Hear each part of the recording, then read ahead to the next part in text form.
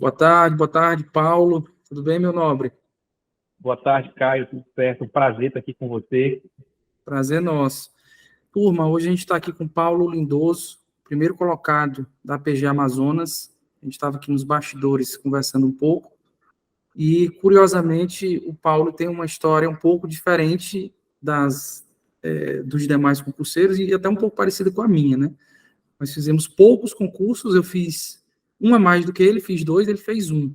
Então, ele me relatou aí que foi o primeiro e único e último concurso que ele fez, foi o concurso da Procuradoria do Amazonas, e teve aí a grata felicidade de passar em primeiro lugar, né? Então, é uma história realmente diferente, por ser um primeiro concurso e já conseguir essa colocação brilhante, né? Que é a primeira colocação, e também muito honrado.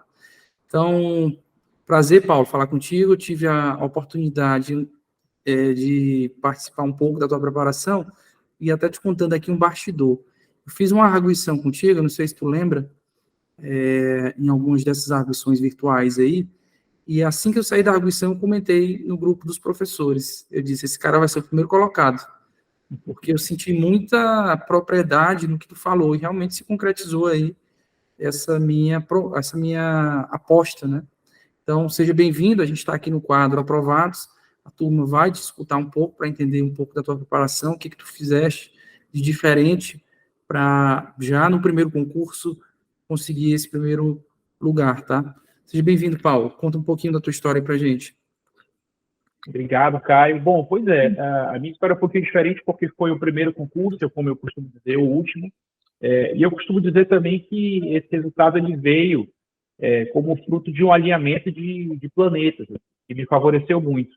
Eu acho que existiam fatores que dependeram de mim e outros que não dependeram de mim. O cronograma do concurso me ajudou um bocado, o fato de cair legislação local aqui do Amazonas em grande quantidade, né? Foram 7 questões de legislação local, e eu já militava na advocacia aqui, trabalhava na Assembleia, então eu tinha uma intimidade com a legislação local que facilitou um pouco isso. O fato de não cair penal e processo penal também, que são matérias com as quais eu não tenho muita intimidade, e, de certa forma, uma visão prática da advocacia que me deu assim, um olhar mais pragmático em relação ao estudo e ao treino de questões que me permitiu, em alguns chutes, fazer aquele chute consciente que, de grão em grão, ajuda a gente, de certa forma. Então, esses foram alguns aspectos que foram fortuitos e que me auxiliaram nesse alinhamento de planetas, e outros, claro, que dependeram um pouco mais de mim. Eu acho que essa maturidade que a vida vai trazendo quando a gente acaba optando por trabalhar, ao invés de sair da faculdade e diretamente estudar para o concurso, isso, de certa forma, embora algumas pessoas pensem que isso nos faça perder tempo de estudo, isso agrega em outros tipos de conhecimentos que também são importantes na preparação do concurso público. Como você mencionou, foi o meu primeiro concurso, e nessa parte prévia, o que me incentivou, me estimulou a estudar para essa prova foi basicamente a insistência de 2 grandes amigos. Um deles me conhecia há mais de 10 anos, e há 10 anos falava que esse concurso tinha a ver comigo, que era a minha cara, que eu tinha um perfil de procurador do Estado, mas eu nunca dei ouvidos a ele. E outro amigo, esse que, posteriormente, um pouco antes do meu início da trajetória de estudo, se tornou advogado público, né, procurador do município aqui de Manaus, ele me convenceu falando o seguinte: o pior que pode acontecer é você ter estudado. E me falou aspectos a meu próprio respeito que me convenceram de que eu tinha uma chance de passar nesse concurso, ainda que a janela fosse uma janela um pouco apertada. Ele falou: olha, você advoga, tem hábito com direito público, escreve bem, porque sempre peticionou na sua vida, então o seu desafio vai ser vencer a primeira fase, vencer a fase objetiva, que é a barreira da maioria dos candidatos. Ultrapassada essa fase, você tem facilidade de escrever, facilidade de formular teses por conta da advocacia, e tem uma oralidade já desenvolvida também por conta dessa advocacia, e eu tinha título. Porque antes de decidir estar para esse concurso, eu cheguei a fazer especialização, cheguei a fazer mestrado, cheguei a publicar livros, cheguei a publicar artigo.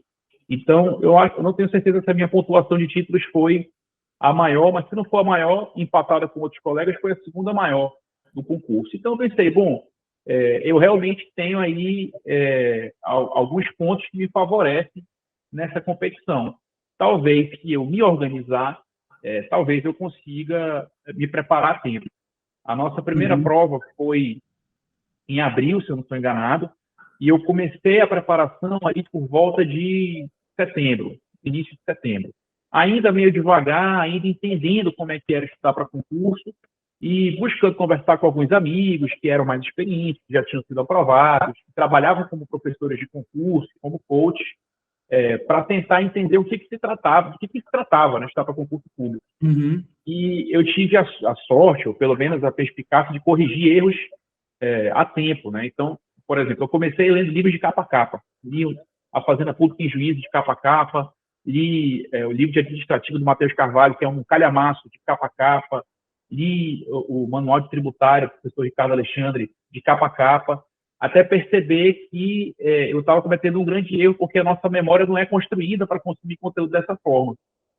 E aí eu tive tempo de ir fazendo alguns ajustes, e quando foi em dezembro de que eu virei a chave. Eu já vinha treinando questões, já vinha lendo jurisprudência, já vinha, de certa forma, fazendo feijão com arroz bem feito, e com muita intensidade, com muitas horas de estudo. Mas em dezembro, que é o mês do meu aniversário, eu virei a chave e aí deixei de participar, deixei de tirar aquele período do recesso dos advogados, não vivenciei isso. Fui muito pouco em Natal e Ano Novo, passei só pontualmente nas festas da família, e a partir dali eu passei a estudar de domingo a domingo com muita intensidade, para tentar acertar essa janela muito curta, que era passar um objetivo. E o meu objetivo era ser aprovado na nota de corte. Meu objetivo sempre foi um objetivo muito modesto, apesar da tentativa ousada de passar no primeiro concurso. O meu objetivo era sempre passar em último, porque eu imaginava que dentro dos 4 anos de provável validade no concurso, a PGE, por conta da questão da unicidade, por conta da própria demanda que hoje a PGE Amazonas tem, eventualmente fosse criar uma quantidade de cargos que eu pudesse aproveitar, e lá na frente eu conseguisse passar ainda que em último.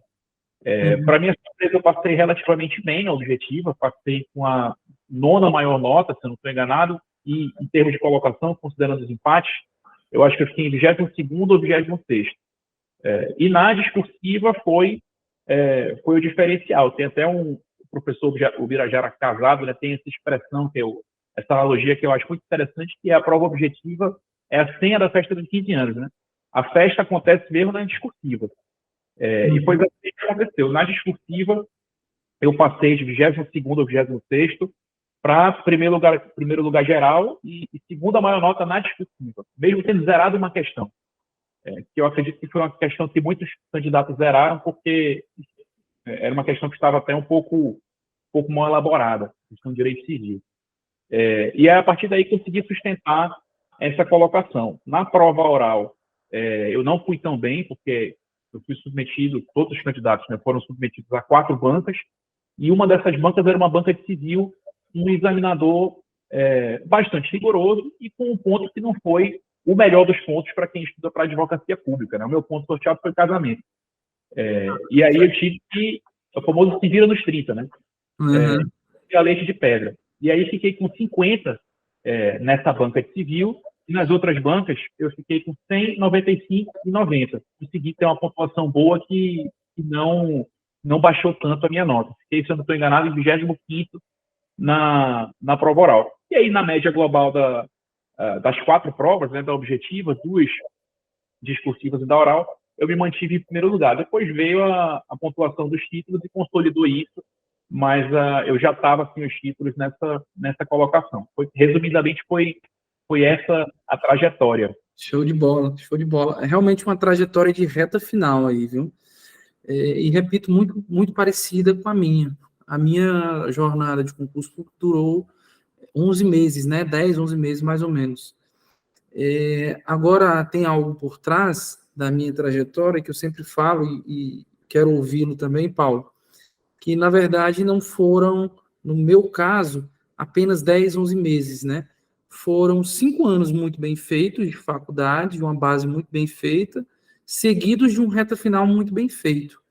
Então, eu diria que eu comecei a estudar para concurso durante a faculdade, não exatamente no início, né, porque no início você só quer saber de calorada e de festa e tal, mas nos 2 últimos anos de faculdade, eu comecei a minha preparação para concurso, estudando com base e tal, estudando assim, de uma forma muito bem feita, né? Então, eu costumo dizer que foram 10, 11 meses seguidos de uma boa faculdade. Eu queria te ouvir sobre isso, né? Você tendo enfrentado o seu primeiro concurso, já conseguiu aprovação também e em primeiro lugar.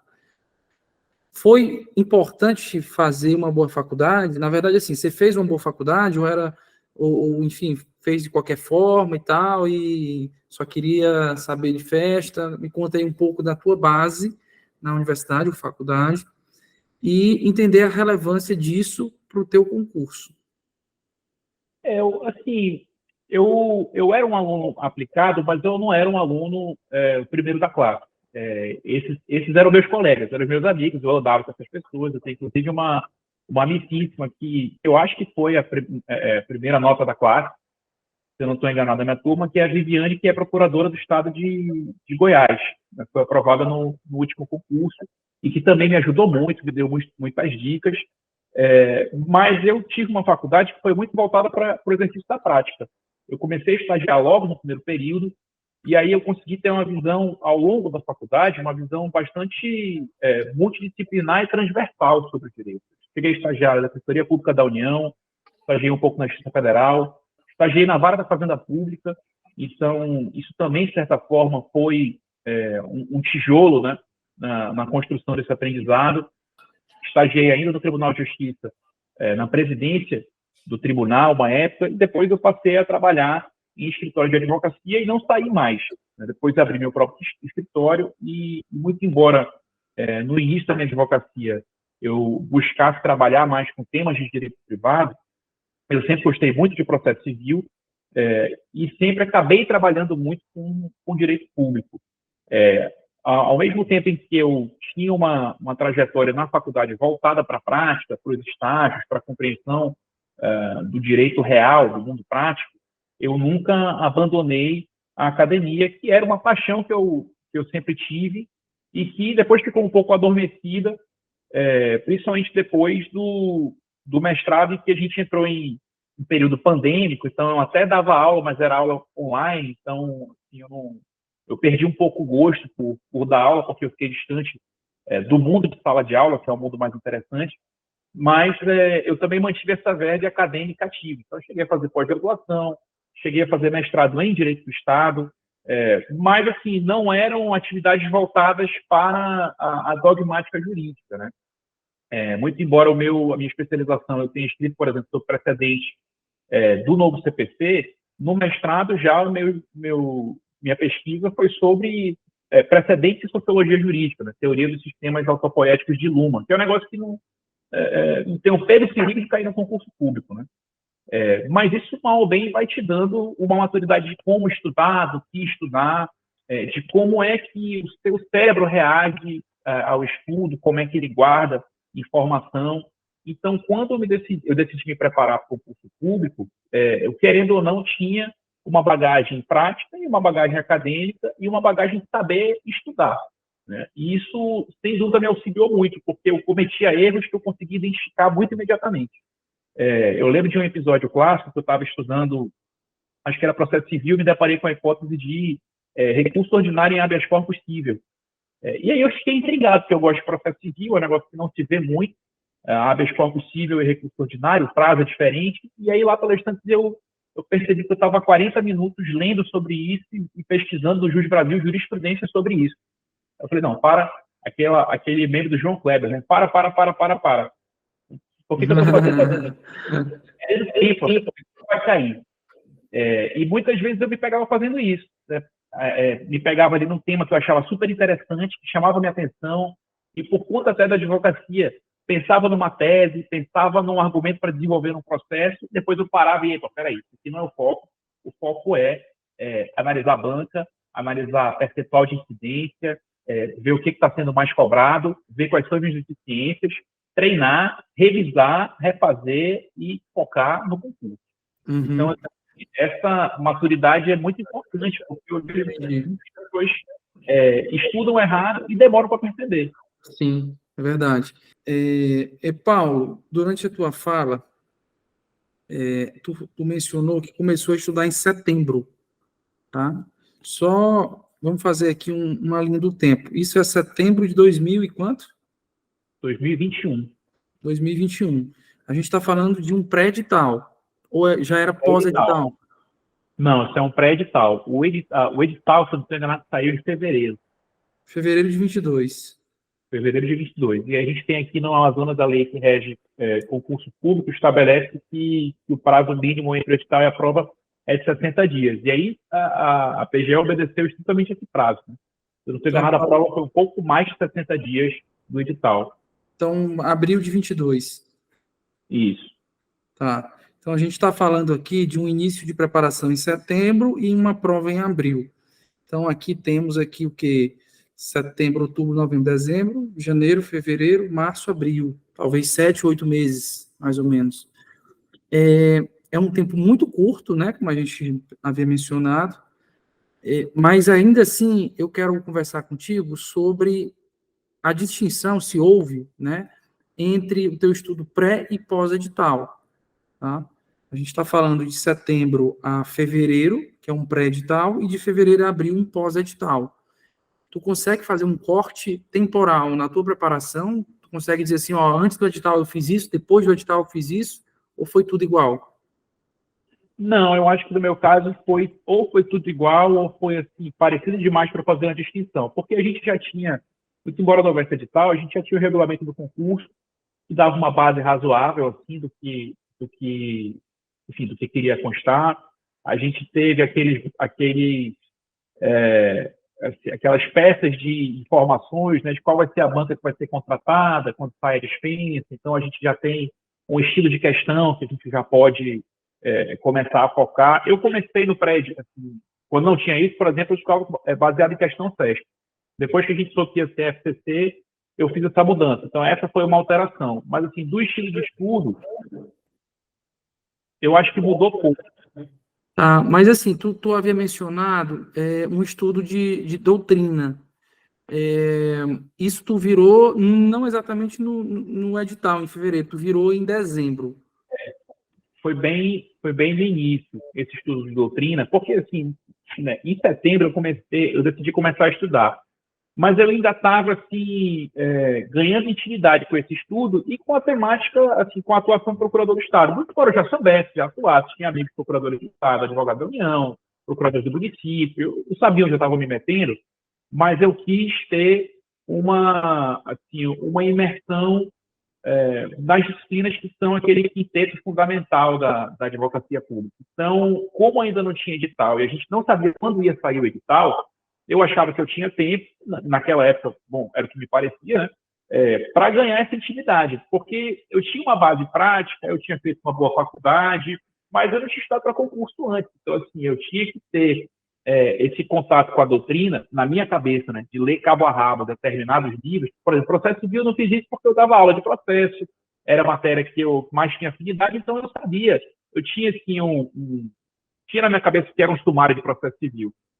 Mas eu precisava adquirir essa mesma intimidade com o tributário, com o administrativo, com o financeiro, então, com o constitucional, que eu tinha um pouco mais, mas ainda assim menos que processo civil. Então, nesse início, que é o que a gente pode chamar do meu pré-edital, foi assim, de ganhar essa intimidade. Mas eu já fui, desde esse momento, adquirindo materiais voltados para concurso público também. Então, assim, eu estava fazendo as duas coisas, né? Batendo escanteio e cabeceando, né? Batendo escanteio, que é tentando ganhar essa intimidade assim, com as disciplinas, maior, resgatar aquela base que eu tinha na faculdade, e cabeceando, que era já fazer isso focado no concurso público. Uhum, entendi. Então, vamos lá. Em termos de doutrina, tu mencionou alguns livros aí. Fazenda Pública, em Juízo, o Ricardo Alexandre, e um de Direito Administrativo, do Matheus Carvalho. Nas demais disciplinas, o que é que tu estudou em termos de doutrina, né? Doutrina entre aspas, porque pode ser aí uma sinopse, um PDF, alguma coisa assim. Então, o teu estudo teórico, talvez seja mais adequado chamar assim, o teu estudo teórico das demais disciplinas foi feito com base em quê? Eu misturava um pouco. Eu usava PDFs do PP Concurso, da Itália, que tinha sido uma indicação de uma colega minha que também me ajudava muito, me dava muitas dicas e que passou na PGM daqui. Só que aí eu, às vezes, complementava com alguma coisa quando eu tinha uma dúvida, achava que determinado ponto ou eu precisava aprofundar, ou eu precisava ganhar mais traquejo, mais profundidade, e eu tinha algumas doutrinas de apoio. Financeiro, por exemplo, eu estudei basicamente pelos PDFs, porque os PDFs, eles resumiam de forma bastante eficiente os principais posicionamentos. Administrativo, eu mesclava. Tinha alguns assuntos que eu utilizava os PDFs, outros que eu passei a utilizar, não mais o Matheus Carvalho, porque eu passei a considerar ele um pouco extenso em termos de objetividade, e aí eu troquei pelo livro do professor Rafael Oliveira, que eu acho que é um livro excelente, tanto para profundidade quanto para o estudo do concurso público. E aí, por exemplo, processo civil, para alguns assuntos específicos eu usava o Didier, mas como eu tinha já uma base doutrinária forte, eu utilizava muito PDF também, porque o PDF já vem assim, com aquela peneira do que é direcionado para a carreira, como é que a coisa é cobrada. Então, eu pontualmente utilizava alguma doutrina do professor Daniel Neves, professor Didier, mas lia bastante PDF. Tributário, idem, né? Depois que eu li o Ricardo Alexandre de capa a capa, que eu gostei muito, eu voltava nele só para alguns assuntos, principalmente de CMS, e para você compreender, você tem que entender a história do tributo. Como é que a gente chegou lá? Então, eu fazia esse bate-bola entre uma coisa e outra, mas lá pelas tantas eu passei a utilizar mais o PDF. E aí, em outras matérias que têm um peso menor, são importantes também, claro, mas tem um peso menor em termos de número de questões, eu usava mais o PDF. Exemplo de ambiental, trabalho, processo de trabalho, e aí, pontualmente, eu recorria a alguma doutrina, alguma aula. Mas, por exemplo, ambiental eu tinha livro também. Civil, que é uma outra matéria que é muito importante, mas ela tem um corte de cobrança específico no concurso público. Eu usava os PDFs, mas eu tinha o que eu acho que hoje é a melhor doutrina atualmente de direito civil, que é Cristiano Chaves, Nelson Rosenwald e Felipe Braga, né? Braga Neto. Tinha lá e de vez em quando eu ia para entender a origem dos institutos, ganhar uma profundidade maior, que eu sabia que ia ser útil ou na segunda fase para desenvolver algum instituto ou eventualmente na prova oral. Então eu tinha, digamos assim, uma linha de frente nos PDFs e nas apostilas, mas eu tinha também uma base boa ali de segurança que eu de vez em quando consultava na medida em que eu sentia necessidade. Uhum. Antigamente eu tinha coragem de dizer isso, né? Hoje eu não tenho mais, porque o povo está desacostumado com o livro, mas antigamente eu dizia assim, rapaz, tenha um livro bom, um dinossauro, alguém que possa te dar base, ainda que seja para ficar na prateleira só te olhando, só para você saber que ele está ali para alguma dúvida, né? Então, antigamente, na geração aí de 2013, 12, 14, a indicação tenha um único livro para concurso ou uma única sinopse para concurso, mas tenha alguém de respeito por trás, né? Então, a gente indicava sempre assim, não 2 livros por disciplina, mas um livro base e um livro para dúvida, né? Então, a indicação de antigamente era essa. Hoje não dá mais para falar isso, porque o público é muito do PDF. Hoje é a geração do PDF. Então, trocando em miúdos, hoje você fala assim, siga o PDF, siga o curso como base, mas faça exatamente o que o Paulo fez. Tenha um livro ali, um background, nem que seja para ele estar te olhando, te abençoando. Tem ali um Celso Antônio te abençoando por trás, um Gilmar Mendes te abençoando por trás, um Didier te olhando ali, porque é importante, né? Pelo menos a minha preparação foi assim, eu sempre tive um livro mais básico, mais esquematizado e alguém com um respaldo melhor no nível doutrinário por trás. Me conta agora, Paulo, como que tu estudou esse material teórico? Tu leu, grifou, anotou, resumiu, só leu? Como é que tu fazia o teu estudo teórico? Eu basicamente lia e grifava. Assim. Eu cheguei a estudar um pouco, o que eu acho que é importante, a técnica de estudo. Né? Tem até um livro recente do professor George Marnelstein que fala muito disso, que é uma super aprendizagem, tem muita coisa sobre isso. E eu acho que é importante a gente estudar estudo, para a gente poder se conhecer e entender melhor como é que a gente internaliza conhecimento. E aí, por que eu digo isso? Porque eu fiz meio que o contrário do que os livros dizem, né? E os livros dizem para você resumir, para você depurar melhor esse conhecimento, colocando no papel ou colocando para outra pessoa aquilo que você leu para você poder internalizar melhor. Eu não fazia isso de modo geral porque eu achava que eu perdia tempo. Não porque isso seja ruim em si, mas porque a minha forma de estudar, ou de escrever, ou de fazer anotação, era pouco produtiva. Eu fazia isso em cadernos, sem organização. Então, assim, para eu voltar nesse caderno, era um tormento, porque eu perdi essa anotação. Então, assim, isso, para mim, não funcionava. O que funcionava para mim era grifar.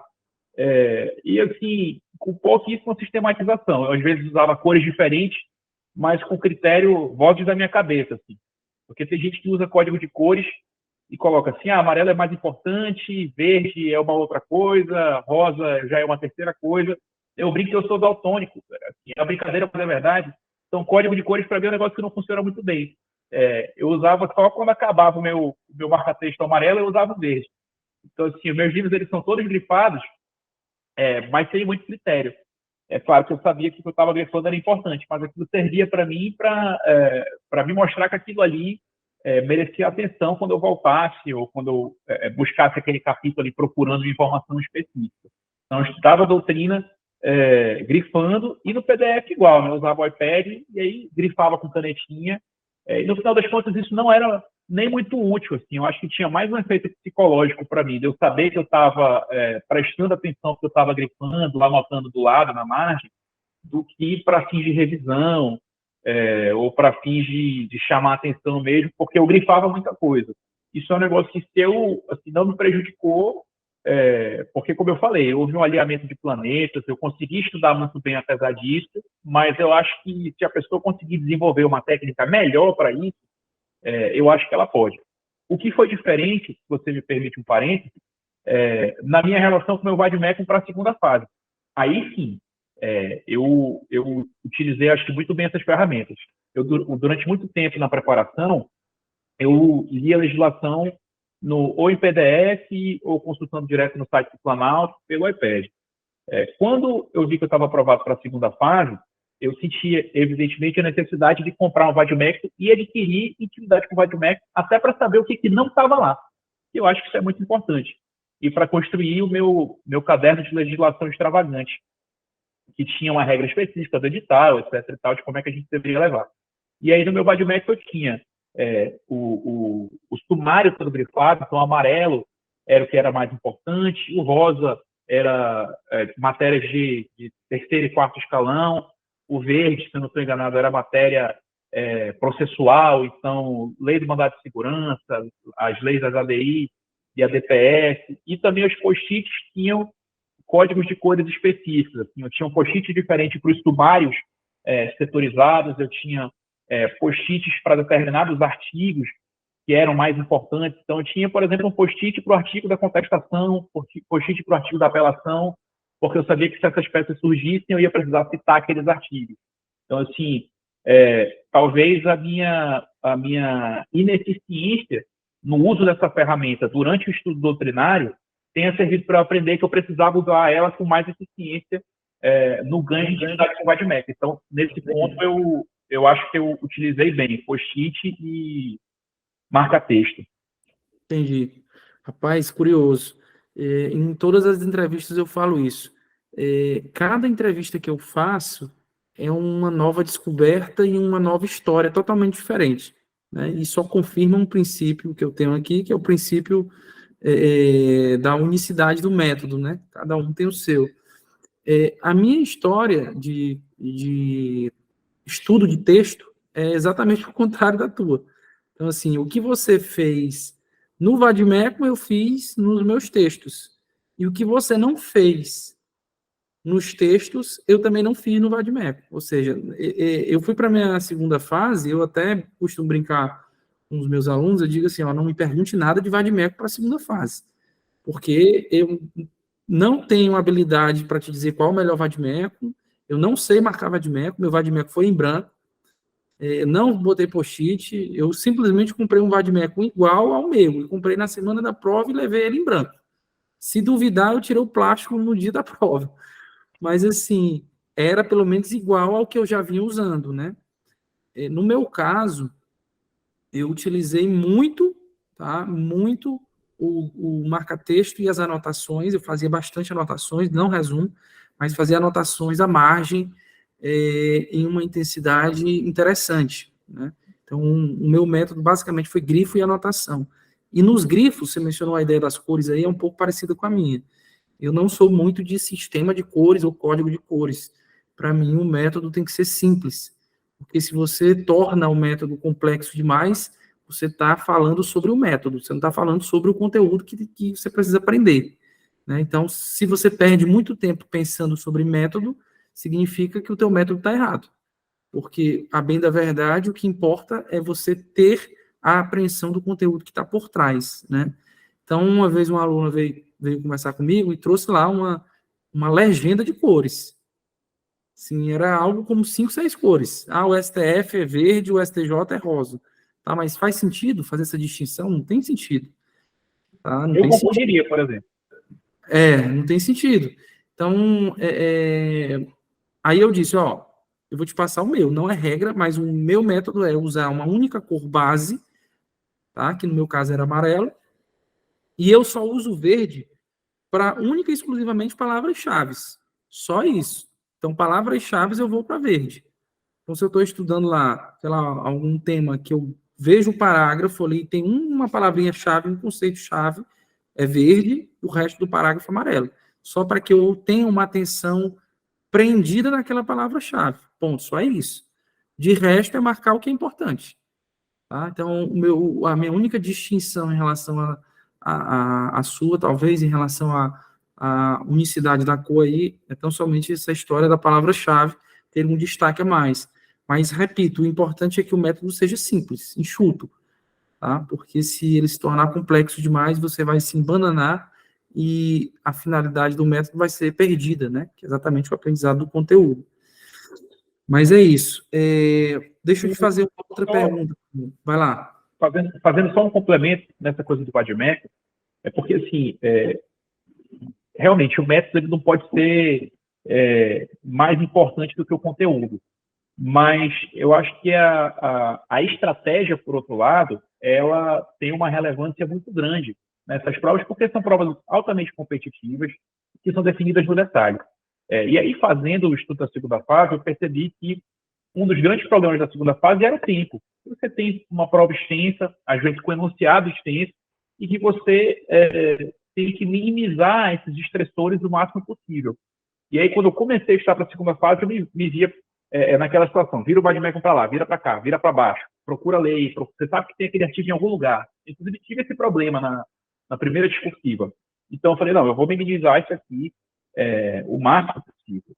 Então, eu fiz questão de mapear muito bem o meu Vademecum, reler todas as leis que eu já vinha lendo no iPad, reler no Vademecum, marcar tudo que era importante, para eu poder não passar por isso na hora da prova. E não deu outra. Isso teve assim, uma influência muito forte, positiva, nas minhas provas discursivas, porque, por exemplo, eu lembro de uma questão de ambiental que eu acertei porque eu tinha feito uma questão que não era idêntica, era extremamente parecida num caderno de discursivas da Juspodium, aquele maiorzinho azul. Tinha uma questão de ambiental lá que eu já tinha os artigos grifados na lei do Vademecum. E estava marcadinha no post-it da cor das leis de ambiental. Então, assim, isso foi muito útil, porque o tempo é muito curto. Então, se você perde tempo procurando isso, primeiro que, objetivamente, você perde o tempo que você poderia estar respondendo.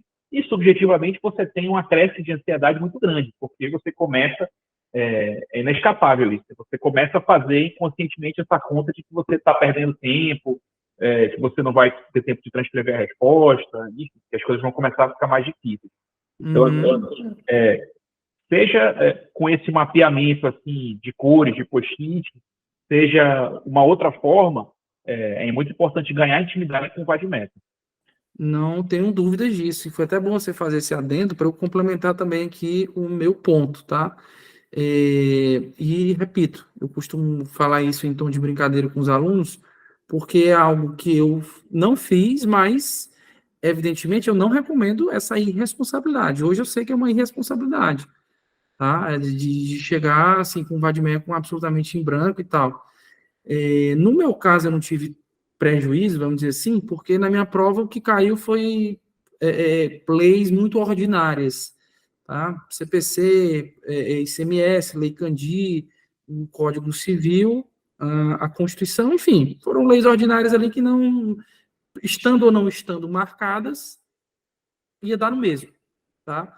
Então, essa foi a minha experiência pessoal. Agora, sim, é evidente que ter um vade-mecum absolutamente marcado com as indicações que você trouxe aí é super valioso. Inclusive, eu vou te pedir isso aí depois, porque eu, Caio, não tenho. Mas eu vou te pedir isso daí, porque os alunos pedem muito. Inclusive, essa semana já eu conversei com uma aluna aprovada para a PGM São Paulo e ela me pediu exatamente o que tu fez. Professor, me passa aí a marcação do teu vade-mecum. Eu disse, como assim? Eu não tenho uma marcação de vade-mecum.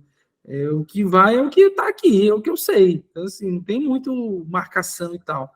Mas eu vou te pedir isso, viu, Paulo? É super valioso isso que você fez e a nível de turma, ou pensando como professor e não como concurseiro, eu super recomendo e acho importante que os alunos tenham isso.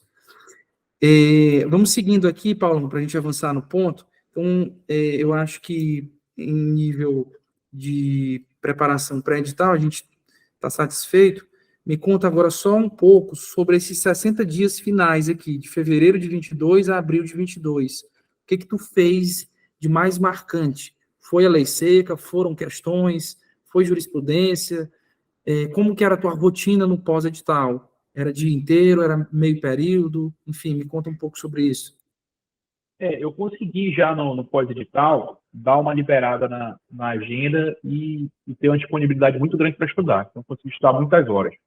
E isso me fazia ter a possibilidade de inserir no cronograma de estudos mais de um método e mais de uma matéria por dia. É claro que isso, às vezes, me trazia uma meta muito ambiciosa e eu, muitas vezes, não conseguia cumprir, mas quando eu conseguia cumprir era muito satisfatório. Então, eu fazia uma meta de lei seca, uma meta de questões, uma meta, e assim, duas metas de jurisprudência ou doutrina ou revisão de matéria. Começava com lei seca, fazia ali uma meta que demorava 40 minutos, uma hora, e depois ia para uma meta de questões que eu não traçava tempo, mas número de questões. Né? Buscava fazer 30 questões objetivas de um determinado assunto. E aí, às vezes, eu fazia assim, essas 4 metas, eu fazia cada uma de um assunto, às vezes eu ajustava e combinava, assim, por exemplo, vou estudar processo civil, um assunto que eu vejo pouco. Eu vou fazer primeiro as questões, faço menos questões, e aí depois eu vou revisar o ponto já com base nos meus erros. E aí eu fui ajustando, principalmente na parte das questões, algumas modalidades de questão. Né? Questão que serve para revisar, a questão que serve para você treinar, e a questão que serve para você fixar o ponto depois do estudo, e aí tem as questões que são de cabeça de erros, que eu acho que são muito, muito importantes e que as pessoas costumam negligenciar, porque a gente tem a impressão de que porque a gente já fez uma questão, e sobretudo porque a gente já errou uma questão, a gente não vai errar de novo. E eu me vi errando a mesma questão 3, 4, 5, 6 vezes ao longo de um período de estudo. Porque a nossa memória ela simplesmente não funciona dessa forma bonita que a gente acha. Não, errei uma vez, está tudo certo, da próxima eu vou acertar. A gente erra de novo, a gente esquece o assunto, esquece o erro, e a tendência é a gente induzir o mesmo raciocínio que nos levou ao erro, já que a gente não fixou direito aquele aprendizado. Então, é muito importante refazer as questões que você errou, repetir os erros para você entender isso, entender como é que funciona a sua memória, que ela é falha e que você precisa atentar a isso no momento que estiver estudando. E aí, como eu falei, algumas vezes eu não conseguia fazer, mas acho que 65%, 70% das vezes eu conseguia cumprir essa meta. E é claro, tem dias que você rende muito bem, tem dias que você rende pessimamente, e parte da preparação do concurso público é você entender que a constância é mais importante do que um desempenho estelar todos os dias, né? Então, eu não sei se se esse ponto da conversa é o mais ideal para falar isso, mas antes que eu esqueça, porque eu acho que é muito importante, as pessoas têm que fazer terapia, né? Eu brinco que, falei que posso também, que a gente sofre muitos custos diretos e indiretos na preparação, ou com cursinho, ou custos de ordem emocional, e um dos custos que eu acho importante para quem pode fazer, é claro, que é um recurso que muitas vezes não é acessível, é de fazer terapia, não para cuidar de uma psicopatologia necessariamente, mas para se conhecer, para lidar com ansiedade, para entender que o preparo do concurso público ele gera sobre o candidato uma pressão muito grande e que ele tem que lidar com essa pressão de alguma forma. Existem pessoas muito privilegiadas que não precisam disso, mas normalmente a grande maioria precisa, e se não precisar, calha muito bem que faça. Então, esse também foi um recurso importante de toda a preparação, de setembro até a véspera da prova oral, que me ajudou a apertar os parafusos para continuar compreendendo que a preparação ela não é feita, ela não é um sprint final, né? Não é uma corrida de 100 metros, é uma maratona. Então, tem quilômetros que você vai conseguir correr mais rápido, tem quilômetros que você vai ter que dar uma segurada para lidar com outros fatores. Importantíssimo esse teu relato, e realmente, Paulo, é a maioria, tá? É algo também dessa geração, diferente da minha, pelo menos a minha percepção pessoal, é a ideia da terapia. Então, assim, a maioria dos alunos hoje com quem eu converso faz, tá? Tratar a ansiedade e tal.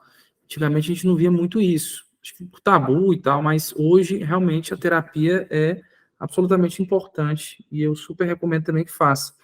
Conta um pouco mais sobre isso, talvez seja até um ponto que não estava aqui no script para a gente conversar, mas eu acho que é importante que os alunos ouçam também, né? E até inédito aqui nas nossas entrevistas esse ponto, né? Eu acho que nenhum entrevistado conversou, e eu acho que vai ser bem produtivo que você comente um pouco sobre isso, se evidentemente achar pertinente, né? Mas assim, você fazia quantas vezes por semana, por mês? Como que funcionava? Em que aspecto que te ajudou? Enfim, conta um pouco para a gente como é que funcionava isso, já que você mencionou. Não, eu não me incomodo em falar, longe disso, que eu acho muito importante, porque eu vi colegas absolutamente brilhantes acabarem sendo derrubados em alguma fase de algum concurso por, assim, eu não vou falar fraqueza, porque eu acho que não é a palavra correta, mas falta de polimento emocional, digamos assim. Às vezes um descontrole pontual que leva ali na hora da prova a pessoa enfim, a perder, a se emocionar demais e não conseguir segurar as rédeas, né? E no final das contas o nosso papel, né, como governante de nós mesmos é segurar as rédeas da mente, que é essa égua deslocada que quer fugir, que quer ir para lugares sombrios às vezes, que quer nos desesperar. E esse é um grande desafio quando você estuda para concurso, porque é muito competitivo, existe uma pressão muito grande, muitas vezes a sua vida depende disso, e muitas vezes, como era o meu caso, a minha vida não dependia disso, porque eu já tinha uma carreira, assim, eu pensava, se eu não passar, tudo bem, eu continuo fazendo o que eu estou fazendo, porque eu estou feliz também. Mas lá pelas tantas, como eu estava muito imbuído na preparação, eu pensava, não, peraí, mas agora eu quero isso muito, eu quero isso tanto que se não acontecer eu vou me frustrar um bocado. E a terapia servia justamente para me trazer de volta para o centro de consciência e me fazer compreender que não, tudo bem, vamos voltar para o pensamento anterior, o pensamento original, que é o pensamento mais saudável, que é, se não acontecer, tudo bem, não rolou, eu sigo a minha vida e depois eu decido, porque o que fazer no caso de uma reprovação é um problema do Paulo do futuro. O Paulo de hoje tem um outro problema, que é sentar e fazer a meta do dia, lidar com a meta do dia, de hoje. E a meta de amanhã é outro problema. Então, eu fazia já há muito tempo terapia como ferramenta de autoconhecimento.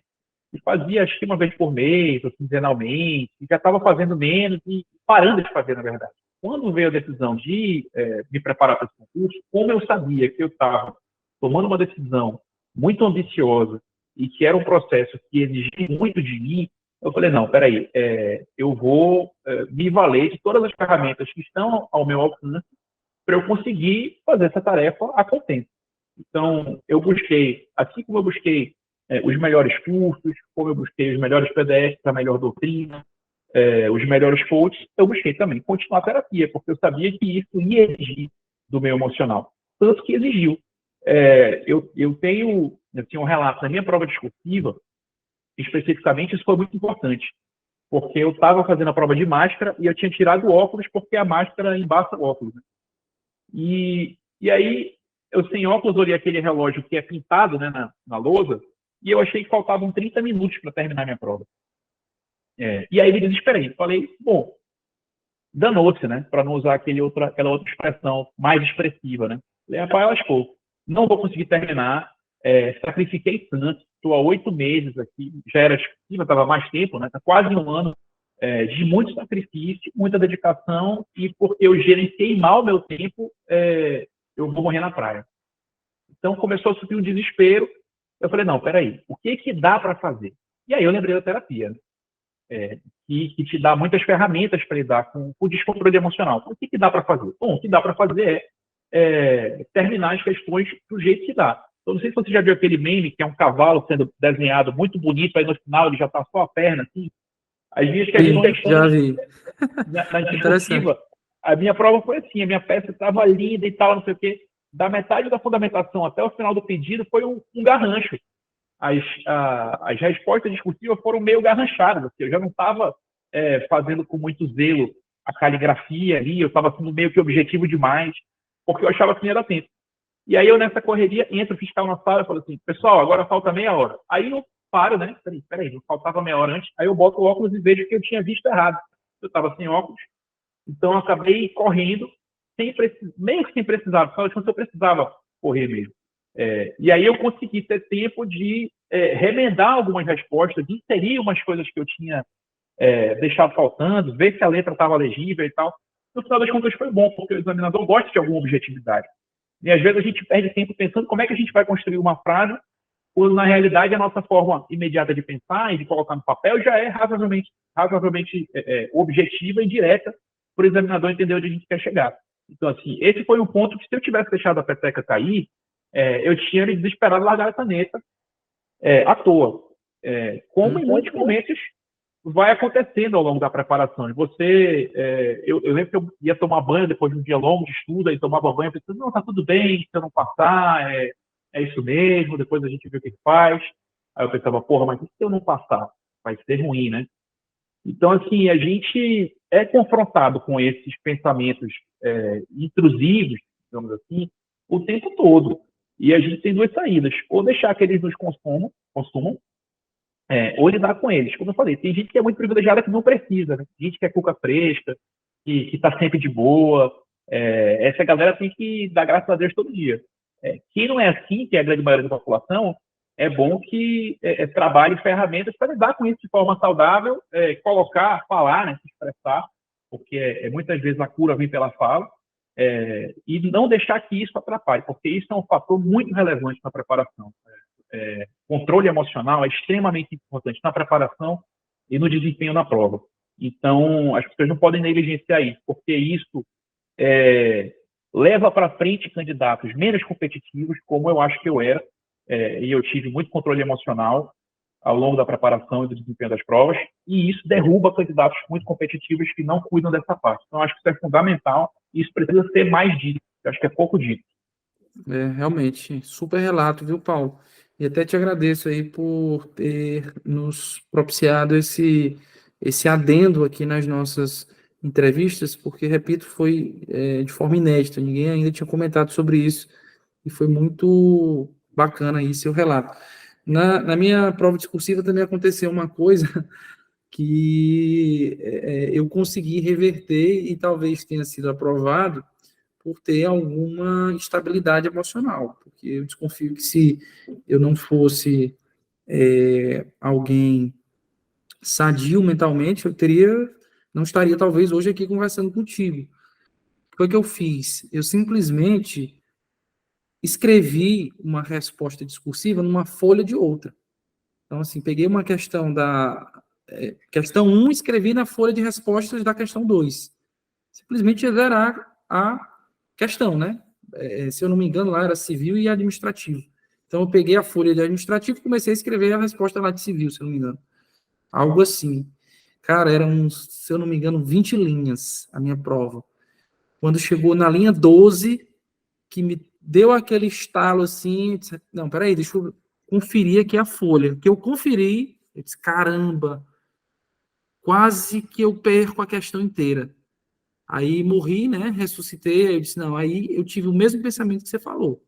Peraí, o que que dá para fazer agora? Bom, eu tenho 8 linhas, então estou reprovado. Então, o que que eu fiz? Risquei as 12 de cima, com um traço simples, porque eu sabia como anular, né, as linhas ou palavras erradas, anulei e terminei minha questão em 8 linhas. Vou tirar 10 nessa questão? Não vou. Mas também vou pontuar significativamente com o máximo de objetividade que eu tiver. E assim fui, fiz a prova. Depois disso, lógico que tive um cuidado exagerado com as demais, né? E acabou que deu certo. E curioso, cara, parece assim um negócio comigo. A outra prova que eu fiz foi do meu mestrado, escuta essa. No meu mestrado, quantos anos depois? Mestrado eu passei em 2020, então mais ou menos 6 anos depois, o raio caiu de novo no mesmo lugar. Eu cometi a mesma eguagem, a mesma burrice. Peguei uma folha e escrevi na outra. Quando eu me deparei, a sorte que no mestrado, geralmente as questões são 4 laudas, né? Então eu perdi uma lauda e meia, fiquei lá com 2 laudas e meia para escrever. Mas depois fiquei me pensando, rapaz, mas que cara idiota, né? Fazer isso de novo não é possível. Acabou que deu certo também o mestrado, né? Mas assim, é algo que eu estou falando isso para ratificar ou corroborar a ideia do Paulo trazida aqui da necessidade de inteligência emocional, tá? Mesmo em situações desafiadoras como foram essas minhas, eu consegui resolver com o que tinha. Então a cabeça é essa. Bom, o que eu tenho hoje aqui? Quais as minhas armas? Tenho isso, então vou fazer meu melhor. Ponto. Basicamente, essa é a ideia do Paulo. Tá? E façam terapia, como o Paulo disse aí, se puderem, façam. Paulão, vamos dar um salto aqui e vamos falar de segunda fase. A gente já está aqui avançando um pouco no teu horário, mas vamos falar aqui de segunda fase e depois terceira fase rapidinho. Segunda fase, como foi tua preparação? Usou livro, usou curso, treinou, estudou doutrina, estudou repercussão geral? O que foi que tu fizeste de diferente aí na preparação de segunda fase? Segunda fase, para mim, foi treino, treino, treino, treino, treino e um pouquinho mais de treino. Porque isso acho que até já é um pouco popular na retórica dos concursos, é que você tem que chegar na segunda fase já preparado para a segunda fase. Você não pode esperar para começar a se preparar para a segunda fase, porque não dá tempo, né? O espaço é muito curto. No meu concurso, até que tinha um espaço folgado, acho que eram 2 ou 3 meses entre a objetiva e a discursiva. Mas o fato é que não dá tempo para quem só se prepara para concurso e só está acostumado a fazer prova objetiva e estudar, aprender a fazer peça, aprender a identificar peça, aprender a fazer parecer, aprender qual é a retórica, se livrar de vícios. Não dá tempo. Então, tem que ter esse estudo, o estudo já tem que ser conjugado, né, de primeira e segunda fase. No meu caso, como eu já tinha... Isso aí já foi uma grande vantagem a minha carreira, a minha vida profissional, porque eu sempre fiz peça desde sempre. Fazia peça desde o estágio na defensoria até a preparação do concurso. Eu diminuí muito a intensidade da minha advocacia para poder me preparar, mas de vez em quando surgia peça e continuava fazendo peça. Então, quando foi para começar a estudar para a segunda fase, eu precisava entender a dinâmica de fazer peça para o examinador. Que me livrar de alguns vícios de linguagem de escrita que vem da advocacia, aprender a sempre citar fundamentos legais. Tem coisa que a gente não cita tanto na prática porque e todo mundo já sabe. Você não precisa ficar citando o fundamento da apelação, porque você apresenta uma apelação, o juiz sabe o que é, outra parte sabe o que é, enfim. Mas numa prova de concurso, não, você tem que citar o fundamento da apelação. Então, eu tive uma preparação, um acompanhamento específico com a Natália, do PP Concursos também, e com o Luiz Vale, do professor Luiz Vale. Os dois me acompanharam de formas diferentes, me passando os seus materiais. E eu tive também a preparação muito intensa com o seu livro, né? Utilizava basicamente ele para fazer as peças, então eu fiz quase todas as peças. Eu grifava, então um uso diferente do marca-texto, né? Eu grifava de verde as peças que eu já tinha feito. E aí, cada dia eu fazia de 2 matérias, uma peça e um parecer. Puxava uma peça de uma matéria e um parecer de uma matéria. E aí, o meu objetivo era, até o final da preparação, zerar o livro. Não cheguei a zerar, mas eu acho que eu devo ter feito 90%. Porque tem coisa de IPTU, que eu não treinei, né? Coisa de Advocacia Pública Federal, que eu não utilizava. Mas de Advocacia Pública Estadual, eu acho que eu zerei tudo. E utilizei também um caderno de questões para Advocacia Pública da Juspódio, e esse eu também cheguei perto de zerar, e aí todo dia eu fazia uma peça, um parecer, e 3 ou 5 questões. Fazia um pouco a mais do que iria cair no meu concurso. O concurso era uma peça e 3 questões, um parecer e 3 questões. Ao longo da semana, eu respondia as questões com os fundamentos legais, e mais ou menos o que eu achava que era a resposta, procurava, estudava as questões e fazia os esqueletos das peças. Aí, nos finais de semana, eu fazia os simulados. Isso é também, fazendo até uma retromarcha breve à prova objetiva, isso é uma coisa que eu também incluí na minha preparação. Sábado, eu matava algumas pendências que eu não conseguia fazer na semana, estudava jurisprudência, e domingo, necessariamente, religiosamente, eu fazia um simulado. Ou do que concursos, ou prova anterior, ou lá pelas tantas comecei a fazer aqueles simulados pagos, que perto da prova começam a surgir, comprava todos, e aí todo final de semana eu fazia um simulado. Na discursiva, eu fiz a mesma coisa. Todo final de semana eu fazia, sábado, um simulado de peça e 3 questões, e domingo um simulado de parecer e 3 questões. Aí, às vezes tinha correção de terceiros, às vezes não, às vezes eu corrigia eu mesmo. E aí tem também um site de... Aí a gente, de discursiva, tem muito material online, né? Tem uma biblioteca de discursivas também, e também sempre tem aqueles PDFs de provas anteriores, tal, com espelho de resposta. Mas eu buscava estudar mediante o treino. E aí, é claro que tem uma hora que isso fica cansativo, né? Cansa a mão. Isso é uma coisa importante também, você ter a consciência de que a prova discursiva ela vai exigir de você fisicamente. A mão fica doendo. Então, eu até cheguei a ver exercício para a mão, fisioterapia e tal. Mas eu não entrei muito nessa, porque a dor de escrever tanto estava sendo suportável, então eu achava que não precisava perder tempo com isso. Mas é uma coisa que a pessoa precisa atentar, se ela sentir muita dor, se ela se incomodar muito. Então, tem que ter essa consciência. Eu acho que é importante também, o negócio que eu fiz, testar a caneta. Então, veja qual é a caneta que você curte mais, que você escreve com mais conforto. Então, eu comprei, um dia na papelaria, comprei ali algumas canetas, descobri a caneta que era a minha caneta e comprei uma dúzia. Então, porque a gente gasta caneta até o final, né? Se preparando. E aí tem que ter a da prova também, levar o mais 5, porque às vezes história, às vezes isso, né? Quer dizer, se preparar para as eventualidades. E treino todo dia. Quando eu não estava treinando, eu estava ou estudando alguma coisa que não tinha ficado muito clara, ou que eu precisava aprofundar um pouco mais, ou lendo inteiro o teor, que eu acho que é muito importante também. No final das contas, eu li muito inteiro o teor na minha preparação para a discursiva e não caiu nenhuma unidade de precedente que eu tenha estudado. Às vezes eu via as questões discursivas de outras provas, assim, cite do resto tal, ou da repercussão geral tal, cite 3 fundamentos que o tribunal utilizou no julgado. E aí eu morria de medo disso, porque a gente conhece o julgado, sabe os resultados, sabe mais ou menos o que o tribunal quis dizer, agora sim, enumerar fundamentos é mais difícil, né? Requer uma memorização maior. Então eu lia muito inteiro o teor para me preparar para isso, e isso não veio.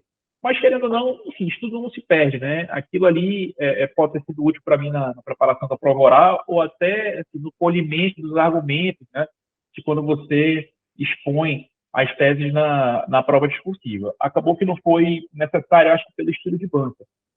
O que mais pesou foi realmente o fato de ter treinado todo dia, porque aí você pega uma visão meio que ampla, holística, de como que é feito uma prova discursiva e que arestas você tem que aparar, que lacunas você tem que preencher para apresentar uma boa resposta. Mas eu acho que para a discursiva, para quem não se preparou em termos de conteúdo, claro que dá para correr atrás, dá para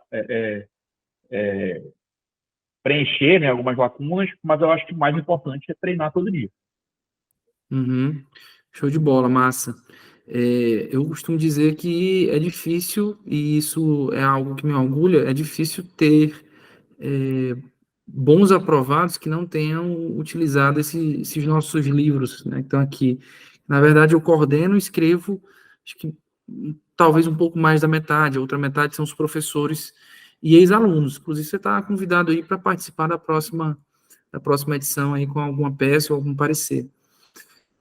Prova oral, Paulo, me conta aí como foi a tua preparação. Você foi aluno nosso de prova oral virtual, se eu não me engano, né? Você foi aluno nosso de prova oral virtual. Não sei se tu fizeste o curso presencial em Manaus, não lembro. Não. Fez o virtual, né? Além desse treino nosso, o que mais que tu fez? Como foi tua preparação? Foi mais parecida com um estudo de primeira fase ou mais parecida com um estudo de segunda fase? Ou mesclou, é igual? Me conta como que tu se preparou sentado na cadeira em casa e depois como que tu treinou, porque são coisas diferentes, né? Você treinou com colegas, além do nosso curso, tu fizeste outro curso e tal. Conta aí pra gente como foi isso. Eu acho que as três preparações, objetiva, discursiva e prova oral, elas foram totalmente diferentes, assim, entre si. A objetiva foi, assim, aquela pegar tudo aquilo que eu não tinha feito a vida toda de concurso. Eu brinco com os amigos que foi o projeto JK, né? 50 anos em 5, né? Só que foram 7 anos em 7 meses. Então, eu tive que fazer isso muito rápido. A discursiva foi muito treino, porque eu tinha alguma bagagem já, então eu tive que adaptar essa forma de escrever, de apresentar as ideias para o concurso público. E a prova oral, ela foi muito parecida em termos de sistemática, no sentido de ter que adaptar aquilo que eu fazia na prática para o concurso público e me antecipar algumas situações que eu poderia vivenciar que podiam me desconcertar. Eu fiz o curso de temas, né? Foram 5 arguições orais online, e eu fiz o curso do BND, turmas 1 e turma 2. Cada turma foram 3 arguições orais. E eu senti que eu precisava de volume de treino, justamente para eu antecipar e treinar técnicas de prova oral. Porque, assim, a grande verdade é que a prova oral, ela apresenta para você um desafio emocional também, porque você não tem como controlar aquilo que vai cair, né, o ponto é sorteio, só que você tem como controlar a sua reação diante do inesperado, diante daquilo que você não sabe, porque você tem que reagir de alguma forma. Quando você está no objetivo e vem uma pergunta que você não faz ideia, você elimina ali uma alternativa ou outra e chuta. Quando vem a discursiva e tem um negócio que você não faz ideia, você puxa um princípio, você dá um jeito de pensar sobre, busca um fundamento e tal. Na prova oral, você não tem nenhuma dessas opções. Quando você é confrontado com uma pergunta que você não faz ideia do que responder, você não pode ficar calado muito tempo, embora você possa parar para pensar um pouco, e você não pode sair respondendo qualquer abobrinha e nem pode demonstrar nervosismo. Então, assim, é meio que um checkmate ao vivo, e você tem que arrumar uma saída. E existem saídas, só que você tem que treinar para poder abrir na sua mente assim, um repertório de saídas, escolher qual é a melhor saída e colocar logo, enquanto na outra aba da sua cabeça você pensa no que você vai falar. E essa era meio que a grande dificuldade que eu tinha, porque eu não era habituado com provas orais. Eu fazia sustentação oral, eu cheguei a dar aula na graduação, em pós-graduação, tinha feito mestrado, tinha feito defesa de banco de mestrado com uma banca de arguidores de renome nacional, que intimidavam, muito embora fossem professores muito simpáticos, muito agradáveis, intimidavam pelo currículo.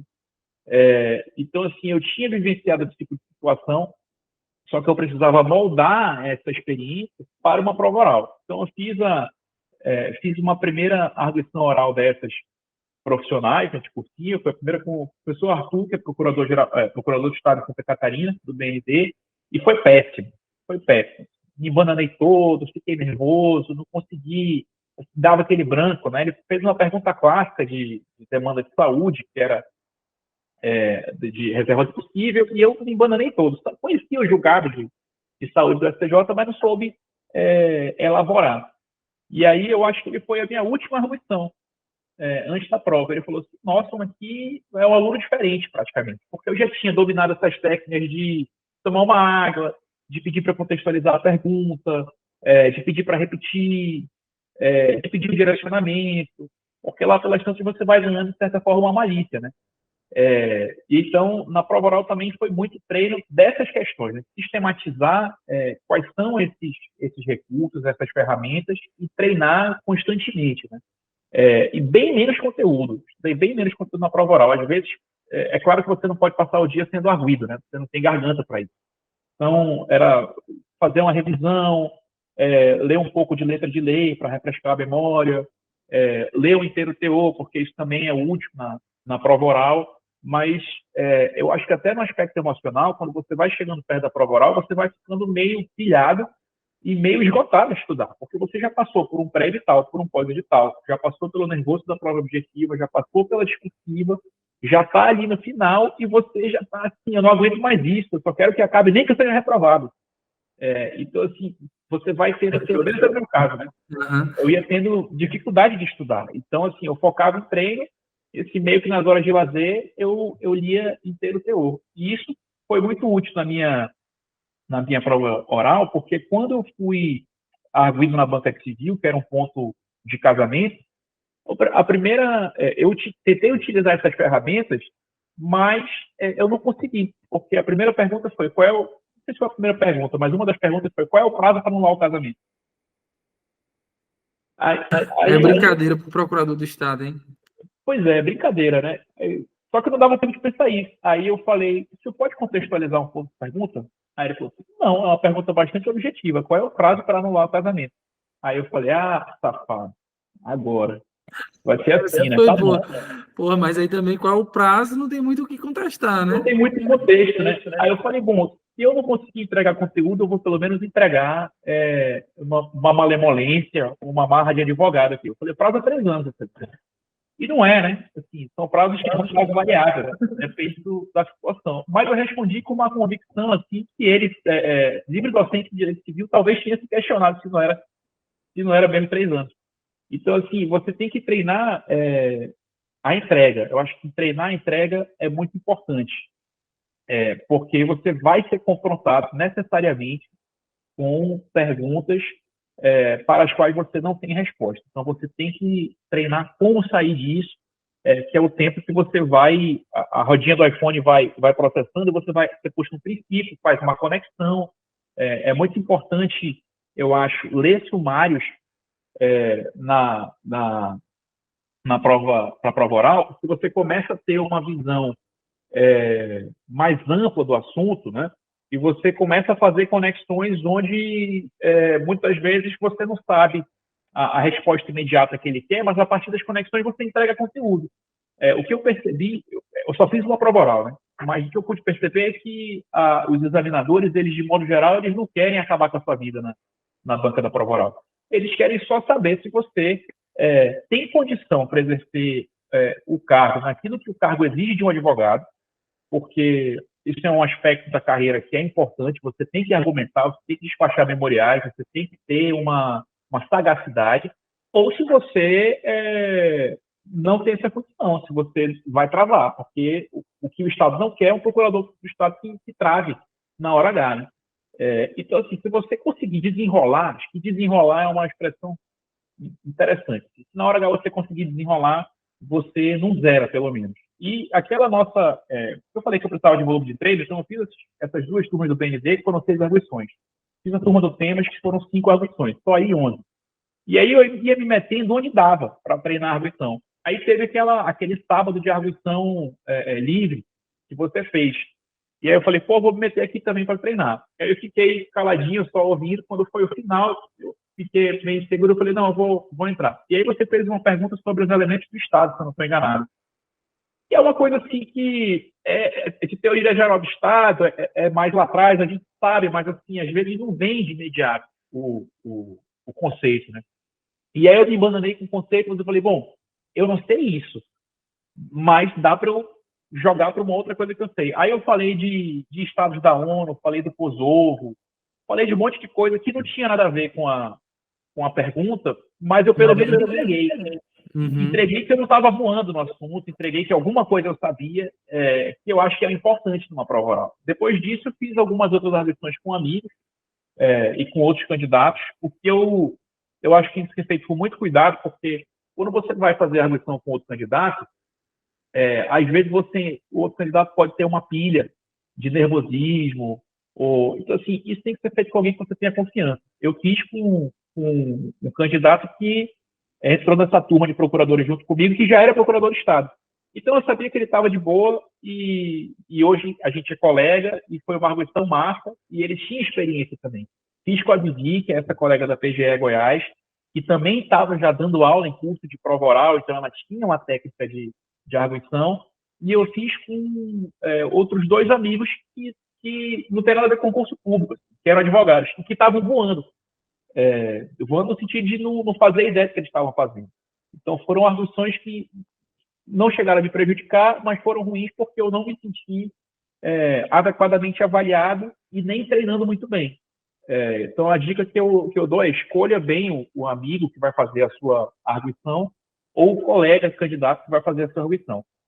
Precisa ter um pouco de cuidado, mas faça a maior quantidade possível de arguições orais, porque volume de treino vai te dar segurança para utilizar essas ferramentas que você aprende num curso, aprende ali lendo alguma coisa sobre prova oral, mas que você tem que saber utilizar. Porque uma coisa é você ler essa técnica, pode pedir um contexto, pode repetir a pergunta. Outra coisa é você saber em que momento utilizar cada uma dessas técnicas e ter esse traquejo, essa prática, né?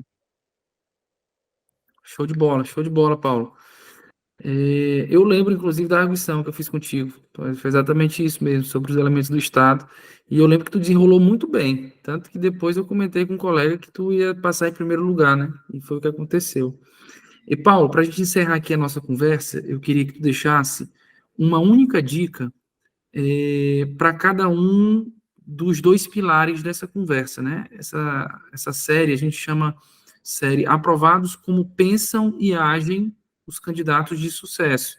Ou seja, como pensam, o primeiro pilar, qual que é a mentalidade de um candidato de sucesso, e como agem, ou seja, quais são as ações práticas que esses candidatos fazem. Então, eu queria que tu deixasse uma mensagem final aí, a título de dica, né? Uma dica de mentalidade e uma dica de ação, tá? Durante a nossa conversa aqui, você deu várias dicas, inclusive nos 2 campos. Mas, se tu puder topificar de forma bem objetiva uma dica de mentalidade, uma dica de ação, eu acho que a gente encerra bem a nossa entrevista aqui.